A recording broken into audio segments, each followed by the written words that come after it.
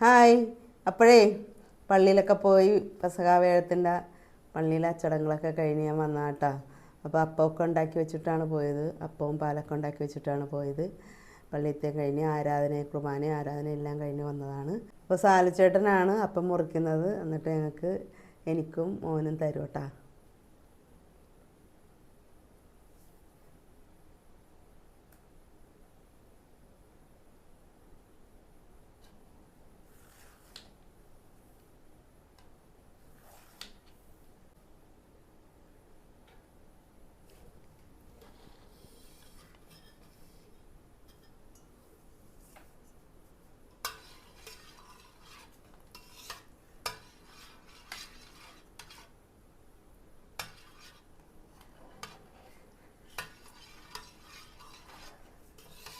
അപ്പോൾ ഞാൻ പാല് ഒരു പാത്രത്തിലേക്ക് എടുക്കണേ കേട്ടോ. ഇതിൽ മുക്കിയാണ് ഞങ്ങൾക്ക് തരുന്നത്. അതിന് ശേഷം ഞങ്ങൾ പിന്നെ ഓരോ പാത്രത്തിലാക്കി കഴിക്കും കേട്ടോ.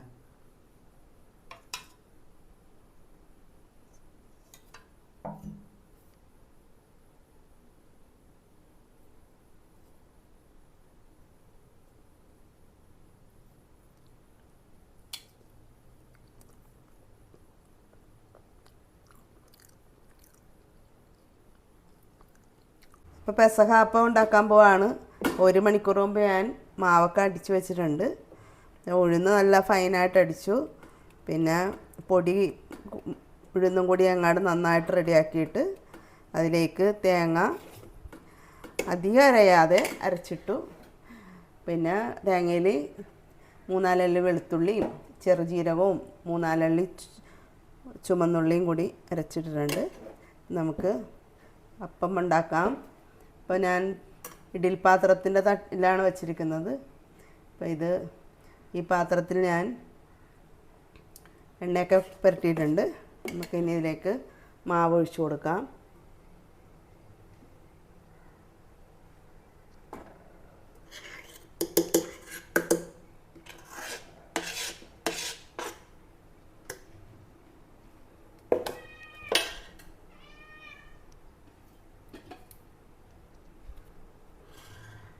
ഇതിലേക്കൊരു ആദ്യത്തെ അപ്പമാണ് കുരിശിട്ട് കൊടുക്കാം.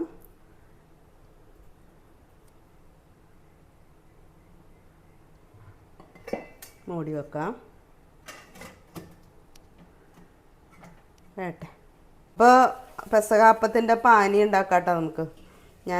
ഈ ഒരു ചെറിയ ചരുവത്തിലാണ് ഉണ്ടാക്കുന്നത്. ഇതിലേക്ക് 2-ാം പാലാണ് ഒഴിച്ചു കൊടുക്കാം.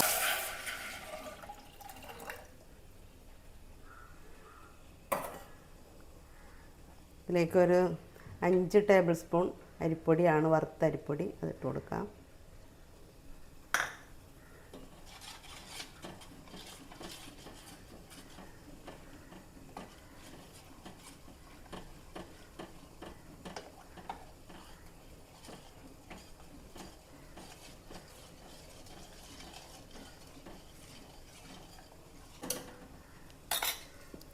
ഇതിലേക്ക് ശർക്കര ഉരുക്കിയതാണ് അരിച്ചൊഴിച്ച് കൊടുക്കാം.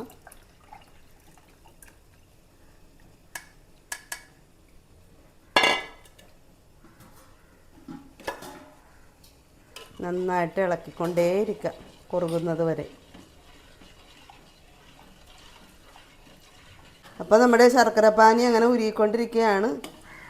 ഇത്തിരി നേരം കൂടി ഒന്ന് റെഡിയാക്കണം, കുറുകേണ്ടിയുണ്ട്. അതിന് തലപ്പാലൊഴിക്കണം, ഏലക്കയും ജീരകം പൊടിച്ചിടണം, ഒരല്പം ഉപ്പ് ഇടണം. അപ്പോൾ കൈയെടുക്കാതെ ഞാൻ ഇങ്ങനെ ഇളക്കിക്കൊണ്ടേ ഇരിക്കണേ കേട്ടോ, അല്ലെങ്കിൽ അടിക്ക് പിടിക്കും.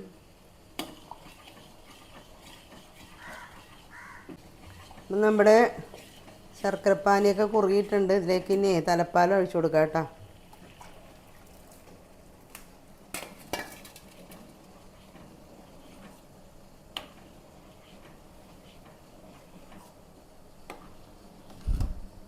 ഒപ്പം ഇത്തിരി ഏലക്കായും ജീരകവും കൂടി പൊടിച്ചതാണ്, അതിട്ട് കൊടുക്കാം.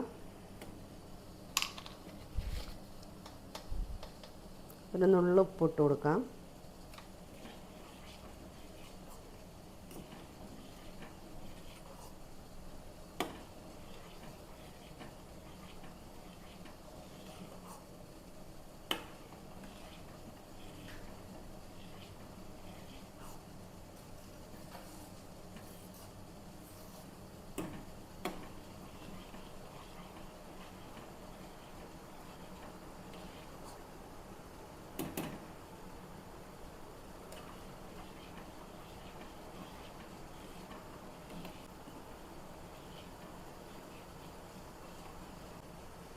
തലപ്പാൽ ഒഴിച്ചതിന് തിളക്കണ്ട, ചെറുതായിട്ടൊന്ന് ചൂട് കയറിയാൽ മതി.